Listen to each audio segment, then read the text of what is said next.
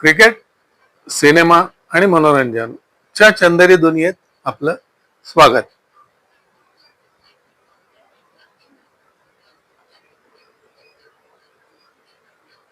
चंदेरी दुनियेत आज काही आठवणी पृथ्वीराज कपूर यांच्या. हम तुम्हें जीने नहीं देंगे और सलीम तुम्हें मरने नहीं देगा.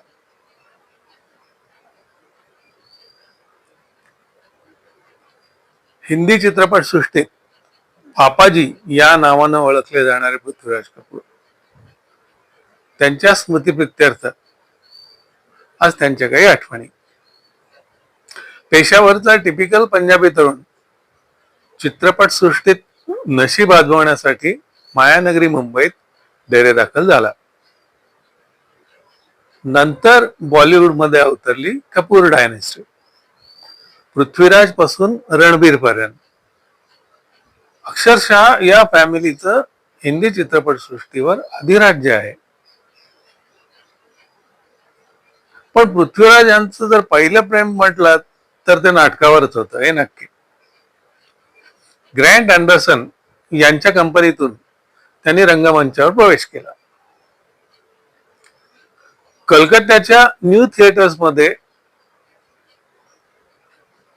त्यांचा प्रवेश हा त्यांच्या कारकिर्दीतला महत्वपूर्ण वळण देणारा टप्पा ठरला. त्यांच्या स्मृतीसाठी निर्मिलेलं शशी कपूरचं पृथ्वी थिएटर्स हे नाटक प्रेमींचं आवडतं मातबर स्थान आहे. भरभक्कम शरीरयष्टी आणि दमदार आवाज या दोन्ही गोष्टी अशा होत्या ना की ह्या दोन्ही गोष्टींच्या साह्यानं पृथ्वीराज रुपेरी पडदा व्यापून टाकत.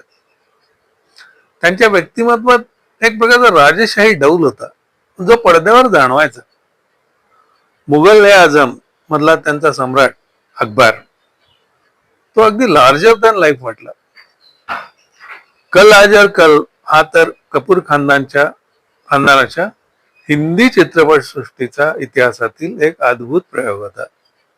जुन्या पिढीची मूल्य आणि आधुनिक विचारसरणी या दोन्हीतला संघर्ष चांगला चित्रित झाला होता या सिनेमात. मुघल आझम सिनेमाच्या वेळेचा एक किस्सा सांगतात.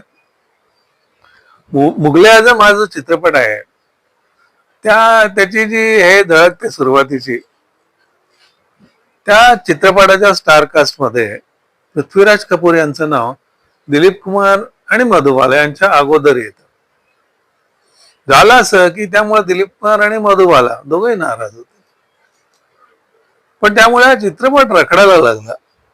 हे जेव्हा पृथ्वीराजना समजलं तेव्हा ते के आसिफने म्हणाले, क्यों छोटे मोटे झगड़ों में फंसकर फिल्म लटका रहे हो, मुझे कोई फर्क नहीं पड़ता, इन दोनों का नाम मुझसे पहले और बड़े अक्षरों में लिख दो. आता यावर के आसिफने जे उत्तर दिलं होतं ते खासच होतं. दीवान जी, मैं मुगले आजम बना रहा हूं, सलीम अनारकली नहीं. ये बात इन दोनों में किसी को भी समझ नहीं आ रही.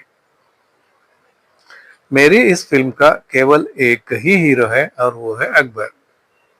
हा किस्सा योगराज टंडन यांनी थिएटर के सरताज पृथ्वीराज यात सांगितलाय. जिंदा दिल पापाजी, पृथ्वीराज साहब आपको सलाम.